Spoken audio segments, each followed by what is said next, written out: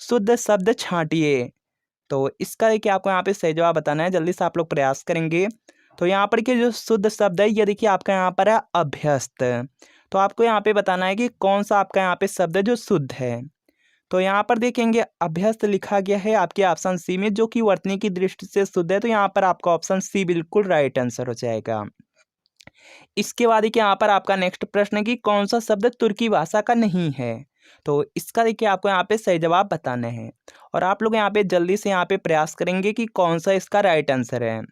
तो देखिए यहाँ पे दिया गया पैगंबर दिया गया। पैगंबर का अर्थ होता है पैगाम देने वाला। ये देखिए आपका यहाँ पे अरबी भाषा का शब्द है। तो ये देखिए तुर्की भाषा का नहीं है, अरबी भाषा का है। तो यहाँ पर आपका ऑप्शन ए राइट आंसर हो जाएगा। इसके अलावा यहाँ पर देखिए दिया गया बेगम। तो ये देखिए तुर्की भाषा का शब्द है। बारूद भी यहाँ पे तुर्की भाषा का शब्द है। चेचक भी तुर्की भाषा का शब्द है। तो यहाँ पर आपका ऑप्शन ए बिल्कुल राइट आंसर होगा। इसके बाद देखिए नेक्स्ट है कि जल प्राण पुत्र किस शब्द का अनेकार्थी है। तो इसका देखिए आपको यहाँ पे सही जवाब बताना है, और आप लोग यहाँ पे जल्दी से प्रयास करेंगे कि इसका राइट आंसर क्या होगा। जल दिया गया, प्राण है, पुत्र है। तो ये देखिए जीवन का अनेकार्थी शब्द है। तो यहाँ पर आपका ऑप्शन डी बिल्कुल राइट आंसर होगा। इसके बाद देखिए नेक्स्ट है उपवाक्य पहचानिए। वह आदमी जो कल आया था आज भी आया है। इसमें देखिए कौन सा आपका यहाँ पे उपवाक्य है। तो यहाँ पर देखेंगे इसका राइट आंसर हो जाएगा आपका यहाँ पे विशेषण उपवाक्य है, ऑप्शन बी में है। तो यह आपका बिल्कुल यहाँ पे राइट आंसर हो जाएगा। इसके बाद देखिए यहाँ पर आपका नेक्स्ट प्रश्न दिया गया है, कौन सी ध्वनि महाप्राण नहीं है। तो इसका देखिए आपको यहाँ पे सही जवाब बताना है। तो यहाँ पर देखेंगे आपका यहाँ पे दो होता है। यहाँ पर एक होता है अल्प प्राण, दूसरा होता है आपका यहाँ पे महाप्राण होता है। अल्प प्राण में देखेंगे वर्ग का यहाँ पे अल्प प्राण होता है, और अल्प प्राण में देखेंगे वर्ग का पहला, तीसरा और पांचवा वर्ड आते हैं। और देखिए यहाँ पे जो महाप्राण है, महाप्राण में आपका होता है दूसरा और चौथा वर्ड आते हैं। तो यहाँ पर देखिए दिया गया है कि कौन सी यहाँ पे ध्वनि है जो महाप्राण नहीं है। नहीं है देखिए दिया गया है। तो ये देखिए आपका यहाँ पे ज है। ये देखिए वर्ग का तीसरा होता है, तीसरा वर्ड। तो ये देखिए महाप्राण नहीं है। तो यहाँ पे सी आपका राइट आंसर हो जाएगा। इसके अलावा यहाँ पर देखिए नेक्स्ट प्रश्न आपका यहाँ पर दिया गया है। तो यहाँ पर देखेंगे सी आपका राइट होगा, क्योंकि ये देखिए आपका अल्प प्राण है, महाप्राण नहीं है, क्योंकि यह वर्ग का तीसरा वर्ड है। इसके बाद देखिए यहाँ पर नेक्स्ट प्रश्न आपका यहाँ पर दिया गया, निम्नलिखित पद में कौन सा पद वया प्रत्यय लगाने से बना है। तो इसका देखिए आपको यहाँ पे सही जवाब बताना है। तो यहाँ पर देखिए इसका राइट आंसर हो जाएगा खवैया हो जाएगा, ऑप्शन सी में है। तो यह आपका बिल्कुल राइट आंसर होगा। इसके बाद देखिए नेक्स्ट है कि निम्न में एक देवता का पर्यायवाची नहीं है। तो इसका देखिए आपको यहाँ पे सही जवाब बताना है। यहाँ पर देखिए दिया गया देवता का पर्यायवाची नहीं है। तो यहाँ पर देखिए हो जाएगा आपका यहाँ पे, देखिए देवता का पर्यायवाची निर्जर होता है, त्रिदश होता है, गिरवाड़ भी होता है। लेकिन देखिए जो किंकर दिया गया है यह देखिए सेवक का पर्यायवाची होता है। तो यहाँ पर आपका ऑप्शन नंबर सी बिल्कुल राइट आंसर हो जाएगा। और देखिए सेवक के पर्यायवाची में जैसे आपका यहाँ पे दास हो गया, नौकर हो गया, चाकर, यह आपका यहाँ पे आता है सेवक के पर्यायवाची होते हैं। तो यहाँ पे सी आपका राइट आंसर होगा, क्योंकि यह सेवक का पर्यायवाची है, नौकर का पर्यायवाची है, देवता का पर्यायवाची नहीं है। इसके बाद देखिए नेक्स्ट है साकेत महाकाव्य के रचयिता हैं। तो इसका देखिए आपको यहाँ पे सही जवाब बताना है। यह देखिए प्रश्न आपके यूपी एंट्रेंस एग्जाम में आया है, काफ़ी ज़्यादा इंपॉर्टेंट है, तो इसे आप लोग याद रखेंगे। साकेत महाकाव्य के रचयिता हैं मैथिली शरण गुप्त। तो यहाँ पर आपका ऑप्शन सी बिल्कुल राइट आंसर होगा। इसके बाद देखिए नेक्स्ट है कि गौह धन चरती की संधि है।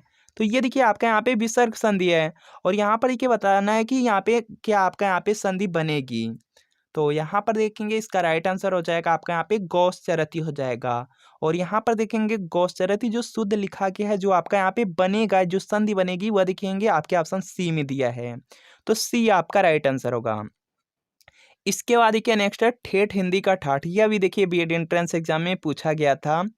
तो इसका देखिए आपको यहाँ पे सही जवाब बताना है कि ठेठ हिंदी का ठाठ किसकी रचना है।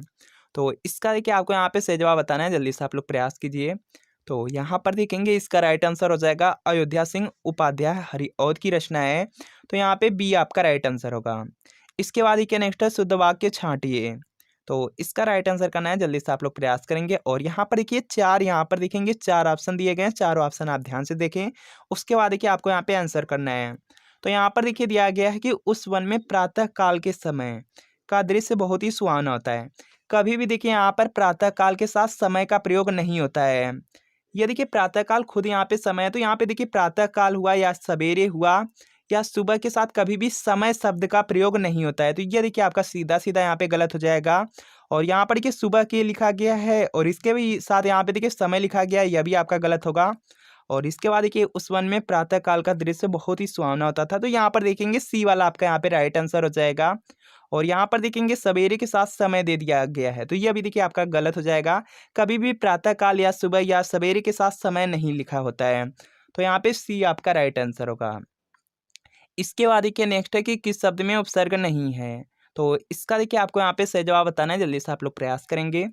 तो देखिए यहाँ पे उपसर्ग उपसर्ग देखेंगे शब्दों में आपके आगे ही लगे होते हैं। तो यहाँ पर देखेंगे अपवाद शब्द में अप आपका उपसर्ग है। पराजय में देखिए यहाँ पे हो जाएगा परा हो जाएगा, और इसमें देखिए प्रभाव में प्र हो जाएगा। ये देखिए उपसर्ग है। तो यहाँ पर देखेंगे ओढ़ना शब्द में कोई भी आपका यहाँ पे उपसर्ग नहीं लगा है, तो यहाँ पे डी आपका राइट आंसर होगा। डी आपका राइट आंसर हो जाएगा। निम्नलिखित में स्त्रीलिंग शब्द है, तो इसका देखिए आपको यहाँ पे सही जवाब बताना है, जल्दी से आप लोग प्रयास कीजिए, उसके बाद देखिए राइट आंसर कीजिए। तो यहाँ पर देखिए आपका हो जाएगा अहिंसा शब्द। अहिंसा शब्द देखिए यहाँ पे स्त्रीलिंग शब्द है, तो यहाँ पे बी आपका राइट आंसर होगा। इसके बाद देखिए नेक्स्ट है रत्नावली दोहा संग्रह किसके द्वारा रचा गया है। तो इसका देखिए आपको यहाँ पे सही जवाब बताना है।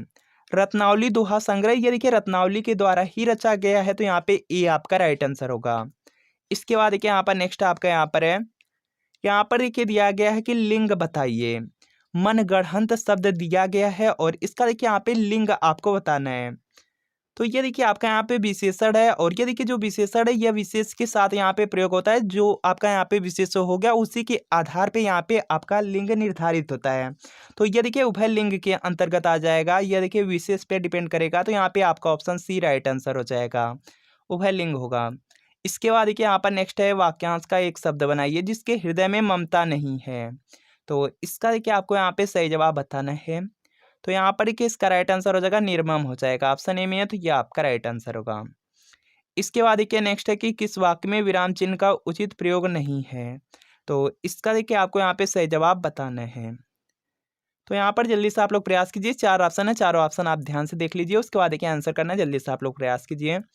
मैं मनुष्य में मानवता देखना चाहती हूँ, उसे देवता बनाने की मेरी इच्छा नहीं। तो यार देखिए आपका यहाँ पे उचित है, यहाँ पे जो आपके विराम चिन्ह लगे हुए हैं सभी देखिए आपके यहाँ पे उचित हैं। वह दूर से बहुत दूर से आ रहा है, तो यह भी देखिए आपके यहाँ पे सही है। सुनो सुनो वह गा रही है, तो यहाँ पर कि जो विराम चिन्ह लगे हैं सभी में आपके यहाँ पे सही है।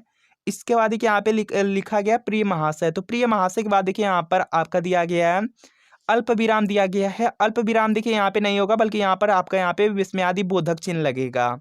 तो यहाँ पर देखेंगे आपका यहाँ पे यह देखिए आपका यहाँ पे डी वाला गलत हो जाएगा। यह देखिए उचित प्रयोग नहीं है, क्योंकि यहाँ पर देखिए विस्मयादि बोधक चिन्ह लगेगा, तो यहाँ पे डी आपका राइट आंसर होगा। निम्न में महाप्राण व्यंजन कौन सा है। तो इसका देखिए आपको यहाँ पे सही जवाब बताया गया है। अभी देखिए आपको बताया गया है कि अल्प प्राण होता है और महाप्राण होता है। अल्प प्राण में वर्ग का पहला, तीसरा और पांचवा वर्ड आते हैं, और दूसरा देखिए यहाँ पर होता है महाप्राण होता है। महाप्राण में वर्ग का दूसरा और चौथा वर्ड आते हैं। तो इसमें देखिए किसमें आपका यहाँ पे वर्ग का दूसरा या चौथा यहाँ पे वर्ड है। तो जल्दी से आप लोग प्रयास कीजिए, उसके बाद देखिए यहाँ पे आपको राइट आंसर करना है। तो यहाँ पर देखेंगे आपका यहाँ पर देखेंगे क्या देखिए आपका यहाँ पे पहला, यह देखिए पहला है तो पहला देखिए आपका यहाँ पे होगा नहीं। इसके बाद देखिए यह आपका तीसरा है तो तीसरा भी नहीं होगा, और ये देखिए पांचवा है यह भी नहीं होगा। तो ये देखेंगे चौथा वर्ड है वर्ग का, यह देखिए चौथा वर्ड है। तो यहाँ पर देखिए यही आपका यहाँ पे महाप्राण हो जाएगा, तो यहाँ पे सी आपका राइट आंसर होगा। इसके बाद देखिए यहाँ पर नेक्स्ट है कि निम्न में अघोष वर्ड कौन सा है। तो इसका देखिए आपको यहाँ पे सही जवाब बताना है। दो देखिए होते हैं, अघोष होता है, दूसरा आपका यहाँ पे घोष होता है। अघोष होता है और दूसरा देखिए यहाँ पे घोष होता है। और देखिए यहाँ पे जो अघोष होता है, अघोष में वर्ग का पहला और दूसरा वर्ड आते हैं, याद रखिएगा पहला और दूसरा होते हैं। और देखिए यहाँ पे जो घोष होता है इसमें वर्ग का तीसरा, चौथा, पांचवा वर्ड आते हैं। तो देखिए आपसे क्या पूछा गया, आपसे पूछा गया अघोष वर्ड। तो इसमें से चेक कीजिए कौन सा आपका यहाँ पे अघोष है, पहला या दूसरा जो यहाँ पे वर्ड होगा वही आपका राइट आंसर हो जाएगा। तो यहाँ पर ध्यान से देखिए, उसके बाद आंसर कीजिए। तो यहाँ पर देखेंगे प, यह देखेंगे वर्ग का पहला ही वर्ड है, तो यहाँ पर आपका ऑप्शन ए राइट आंसर हो जाएगा। इसके बाद देखिए यहाँ पर नेक्स्ट है कि निम्न में कंठ वर्ड कौन सा है। तो इसका देखिए आपको यहाँ पे सही जवाब बताना है, जल्दी से आप लोग प्रयास कीजिए, उसके बाद देखिए यहाँ पे आपको राइट आंसर करना है। देखिए कंठ वर्ड दिया गया है, तो इसमें देखिए क वर्ग के अंतर्गत जितने भी आपके वर्ड हैं सभी का यहाँ पे उच्चारण स्थान कंठ होता है। और इसके अलावा यहाँ पर देखिए आता है, आ भी आता है, और यहाँ पर देखिए आता है और ह आते हैं। इन सभी का देखेंगे जो उच्चारण स्थान है ये देखिए कंठ है। तो जल्दी से आप लोग प्रयास कीजिए इसमें से राइट आंसर क्या होगा। तो यहाँ पर आप लोग ध्यान से देखेंगे तो आपका जो राइट आंसर है ये देखिए आपका यहाँ पे अ दिया गया है, ये देखिए आपका यहाँ पे कंठ हो जाएगा, यहाँ पर है तो यहाँ पे बी आपका राइट आंसर होगा। इसके बाद देखिए यहाँ पर नेक्स्ट है कि निम्नलिखित में रूढ़ शब्द है। तो इसका देखिए आपको यहाँ पे सही जवाब बताना है, जल्दी से आप लोग प्रयास कीजिए, उसका बाद यहाँ पे राइट आंसर करना है। तो यहाँ पर देखिए दिया गया रूढ़ शब्द। रूढ़ शब्द का यहाँ पे अर्थ होता है जिसका खंड न हो सके, जो आपका यहाँ पे स्वतंत्र हो, स्वतंत्र हो, या जिसको यहाँ पे अलग किया जाए उसका यहाँ पे कोई भी अर्थ न निकले। तो यहाँ पर देखेंगे नाक शब्द दिया गया है जो कि आपका यहाँ पे रूढ़ शब्द है। इसको देखिए अगर अलग करेंगे तो इसका यहाँ पे ना को अलग कर दीजिए, क को अलग कर दीजिए, इसका कोई भी अर्थ नहीं निकलेगा। तो यहाँ पर देखिए यह क्या हो जाएगा, यह देखिए आपके यहाँ पे रूढ़ शब्द है। तो यहाँ पे सी आपका राइट आंसर हो जाएगा। इसके अलावा यहाँ पर देखिए जैसे नाक हुआ, कान हुआ, कलम हुआ, आम हुआ, ये सभी शब्द आपके यहाँ पे रूढ़ शब्द हैं। इसके बाद देखिए यहाँ पर नेक्स्ट प्रश्न आपका यहाँ पर कि रत्नाकर का संधि विच्छेद होगा। तो इसका देखिए आपको यहाँ पे सही जवाब बताना है, और आप लोग जल्दी से यहाँ पे प्रयास करेंगे कि इसका जो राइट आंसर है यह देखिए क्या होगा आपका। तो यहाँ पर देखेंगे इसका जो राइट आंसर है यह देखिए आपका यहाँ से हो जाएगा रत्न धन आकर हो जाएगा, और ये देखिए आपके ऑप्शन ए में है तो ये आपका राइट आंसर होगा। इसके बाद देखिए यहाँ पर नेक्स्ट है कि प्रतिमान में समास है। तो इसका देखिए आपको यहाँ पे सही जवाब बताना है। प्रतिमान दिया गया है, इसमें देखिए प्रति लगा हुआ है तो ये यहाँ पर देखिए हो जाएगा अव्ययी भाव समास। ऑप्शन बी में तो बी आपका राइट आंसर होगा। इसके बाद देखिए नेक्स्ट है परिक्रमा में उपसर्ग है। तो इसका देखिए आपको यहाँ पे सही जवाब बताना है। तो इसमें देखिए परि आपका यहाँ पे उपसर्ग हो जाएगा, परि हो जाएगा, तो यहाँ पे डी आपका राइट आंसर होगा। इसके बाद देखिए नेक्स्ट है भलाई में प्रत्यय है। तो इसका देखिए आपको यहाँ पे सही जवाब बताना है। तो इसमें देखिए आई प्रत्यय होगा, और प्रत्यय देखेंगे यह शब्दांश होते हैं, शब्द के अंश होते हैं और यह देखेंगे शब्दों में आपके लास्ट में लगे होते हैं। तो यहाँ पे बी आपका राइट आंसर होगा। इसके बाद देखिए यहाँ पर नेक्स्ट प्रश्न आपका यहाँ पर दिया गया है कि निम्न में कौन सा शब्द तत्सम है। तो इसका देखिए आपको यहाँ पे सही जवाब बताना है। तो यहाँ पर देखिए इसका राइट आंसर हो जाएगा आपका यहाँ पे हो जाएगा आलस्य शब्द। आलस्य शब्द आपका यहाँ पे तत्सम है, तो यहाँ पर आपका ऑप्शन ए बिल्कुल राइट आंसर हो जाएगा। इसके बाद देखिए नेक्स्ट है कि निम्न में कौन सा शब्द तद्भव है। तो इसका देखिए आपको यहाँ पे सही जवाब बताना है। तो यहाँ पर देखेंगे इसका राइट आंसर हो जाएगा आपका यहाँ पे छह शब्द ये तद्भव है, तो यहाँ पे डी आपका राइट आंसर होगा। इसके बाद देखिए यहाँ पर नेक्स्ट आपका यहाँ पर दिया गया है कि निम्न में कौन सा शब्द देशज है। देशज दिया गया है तो खिड़की शब्द देखिए आपका यहाँ पे देशज है, तो यहाँ पे सी आपका राइट आंसर होगा। निम्न में विदेशी शब्द कौन सा है। तो इसका देखिए आपको यहाँ पे सही जवाब बताना है। विदेशी शब्द दिया गया है तो अमीर शब्द हो जाएगा, बी में है तो बी आपका राइट आंसर है। इसके बाद देखिए नेक्स्ट है निम्न में संज्ञा शब्द है। तो इसका देखिए आपको यहाँ पे सही जवाब बताना है। तो यहाँ पर देखिए इसका राइट आंसर हो जाएगा गंगा शब्द, ये देखिए संज्ञा शब्द है, तो यहाँ पर आपका ऑप्शन ए बिल्कुल राइट आंसर हो जाएगा। तो फ्रेंड आपको बताना है कि इन 30 प्रश्नों में से कितने प्रश्न आपके बिल्कुल सही है, यह कमेंट आप लोग जरूर कीजिएगा, और